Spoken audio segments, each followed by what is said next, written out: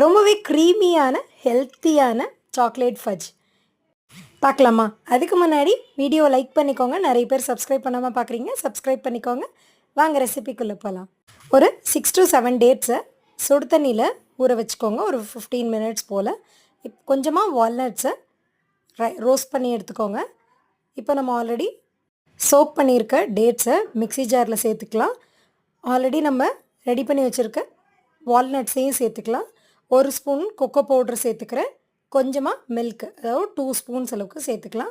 இதை நல்லா கிரைண்ட் பண்ணிக்கோங்க, இந்த கன்சிஸ்டன்சி வர வரைக்கும். இதை அப்படியே ஒரு பவுலுக்கு ட்ரான்ஸ்ஃபர் பண்ணி டபுள் பாயிலிங் மெத்தடில் நான் சாக்லேட்டை மெல்ட் பண்ணி வச்சுருக்கேன்.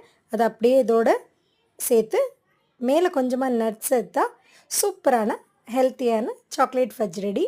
மறக்காமல் ட்ரை பண்ணி பாருங்கள். டேஸ்ட் ரொம்பவே சூப்பராக இருந்துச்சு. தேங்க்ஸ் ஃபார் வாட்சிங். பை.